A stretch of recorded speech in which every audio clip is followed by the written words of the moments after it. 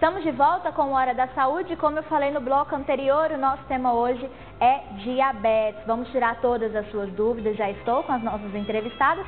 Mas antes, passando informação para você que, segundo a Sociedade Brasileira de Diabetes, mais de 13 milhões de pessoas sofrem com diabetes, têm diabetes, estão vivendo a diabetes diariamente e esse número tende a aumentar. E para falar sobre esse assunto, eu tenho uma alegria, o prazer de receber aqui conosco a endocrinologista do SEAD, Patrícia Novaes. Seja muito bem-vinda, Patrícia, e um prazer recebê-la aqui no Hora da Saúde. Prazer é meu.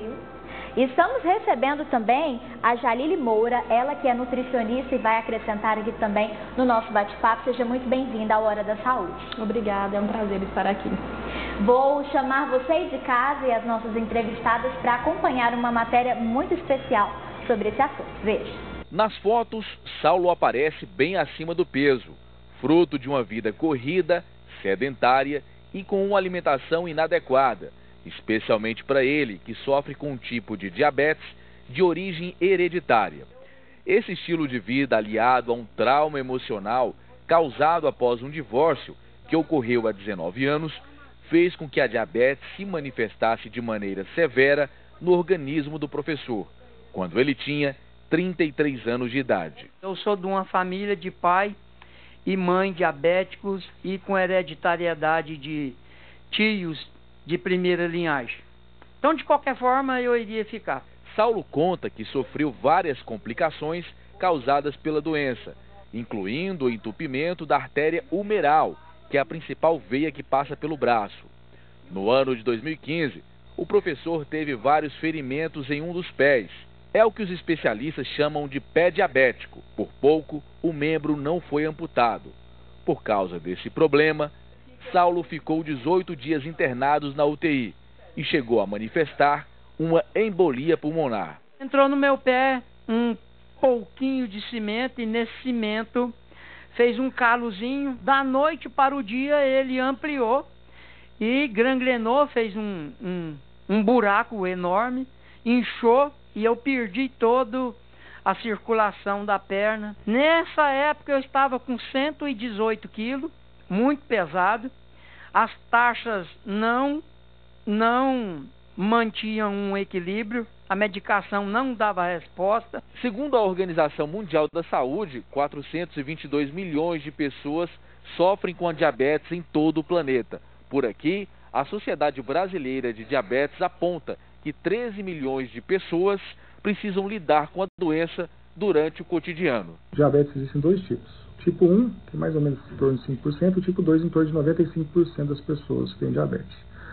O tipo 1 é uma doença genética autoimune, principalmente autoimune, que dá mais nos adolescentes e nos jovens. O diabetes tipo 2 está mais relacionado ao estilo de vida. Obesidade, é mais adquirido através da alimentação rica em gordura, carboidrato, açúcares e a falta de atividade física. Na luta pelo controle da diabetes, o professor lembra que buscou vários tipos de tratamentos, mas os resultados não foram satisfatórios. Após a recomendação de alguns profissionais da saúde, Saulo venceu o medo e fez a cirurgia de redução de estômago com esse médico, que utiliza uma técnica cirúrgica menos evasiva no organismo. Ainda aquele tratamento medicamentoso e começando a entrar na insulina, algum suporte medicamentoso injetável para poder ter o controle de diabetes. Esse é o melhor momento para a pessoa ser operada. Quanto mais precocemente nós conseguimos tratar o diabetes, nós estabilizamos as lesões crônicas, evitamos aí as lesões dos olhos, do coração, dos rins, os infartos, entre outras lesões que o diabetes causa. Então esse é o melhor momento para o tratamento cirúrgico, a indicação, que deve ser indicado em conjunto por os endocrinologistas e pelos cirurgiões especialistas nesse assunto. Após o processo cirúrgico, Saulo explica que dificilmente precisa usar a insulina, e diminuiu bastante a ingestão de outros compostos, que antes eram consumidos rotineiramente por causa da diabetes. Após a cirurgia, ele perdeu 30 quilos e se sente no auge da qualidade de vida. Estou tendo uma nova chance de recomeçar novamente após essa cirurgia, né? E graças a Deus, parece que eu já morri, porque tirou 42 quilos de dentro de mim. É um peso enorme que você carrega nas pernas. Bom, vocês acompanharam aí a matéria, né? Agora a gente vai dar o início aqui à nossa entrevista, começando com a Patrícia, que é endocrinologista, saber sobre o que de fato é a diabetes. O que é diabetes e quais são os principais sintomas? Então, igual você ressaltou, a diabetes ela tem sido muito prevalente. Geralmente, a gente tem estimado em torno de 9% da população mundial sendo portador de diabetes, né? E o que é essa doença? Essa é uma doença que é um distúrbio metabólico e que é caracterizado por hiperglicemia, que é o açúcar alto no sangue. E ela pode estar relacionada tanto com a ausência da insulina, com a não produção da insulina, quanto a resistência desse hormônio agir. Então, a gente tem essas duas formas de desenvolver a hiperglicemia e, assim, acometer com o diabetes. Esses são os principais sintomas, doutora? Não, os principais sintomas são o seguinte: a maioria dos pacientes que tem a resistência de insulina, muitas das vezes eles passam assintomáticos. Por isso, o paciente que tem diabetes tipo 2, eles demoram a descobrir o diabetes. Mas os sintomas mais clássicos de diabetes são o excesso de vontade de beber muita água, a diurese aumentada, que é fazer muito xixi, às vezes perda de peso sem estar com uma motivação, perdendo peso sem motivo. E esses sintomas, os principais. Uhum. E, doutora Jalile, a pessoa que ela acaba de descobrir que ela tem diabetes, qual deve ser esse hábito dela a partir de agora? Ela deve tomar medidas mais saudáveis, né? Então, procurar praticar atividade física, buscar uma alimentação mais equilibrada, em fibras, em nutrientes que vai controlar os níveis de açúcar no sangue. Doutora Patrícia, existe aí a questão hereditária? Por exemplo, faço parte de uma família que a minha avó, ela teve diabetes. Eu posso ter a diabetes também? Eu posso contrair ou isso vai de caso a caso? Como deve ser analisada essa situação? Existe a questão hereditária, é importante a história familiar, tanto é que nas consultas a gente sempre pesquisa se tem história familiar, se tem pai, se tem mãe, avós com diabetes. Mas é importante ressaltar que, apesar de ter a história familiar importante, o hábito de vida que você leva, o tipo de sedentarismo, o tipo de alimentação que você leva vai influenciar muito para você ter ou não um diagnóstico. Então, o fato de você ter uma avó com diabetes não significa que você obrigatoriamente vai ter diabetes. Vai depender muito de como você leva a sua vida. Então, na verdade, isso aí é muito relacionado com a qualidade de vida da pessoa.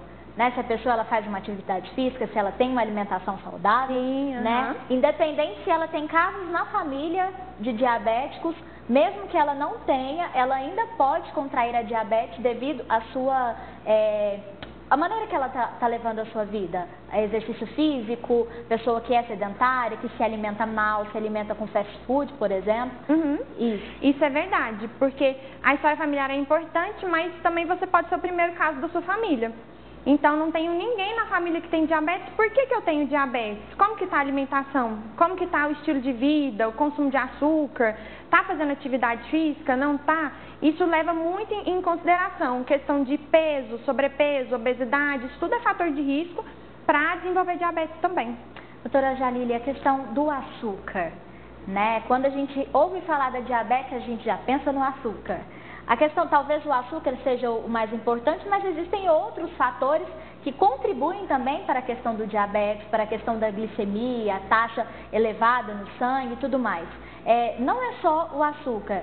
Quais outros tipos de alimentação que nos ajudam a prevenir o diabetes? Uma alimentação equilibrada vai ajudar a prevenir o diabetes. Mas o consumo exagerado dos carboidratos, né, principalmente de alto índice glicêmico, do grupo dos amidos, então consumo exagerado de pães, massas, bolos, alimentos mais industrializados é o que vai promover, né? A gente acaba adquirindo a diabetes quando a gente tem esse consumo excessivo desses alimentos. A gente sabe que existem alguns tipos de diabetes, diabetes tipo 1, diabetes tipo 2, mas como que a gente sabe diferenciar isso aí de um modo geral? Essa é uma dúvida bem comum. Existem vários tipos de diabetes, uma variedade imensa mesmo que muitas vezes você precisa do endocrinologista para fazer essa diferenciação.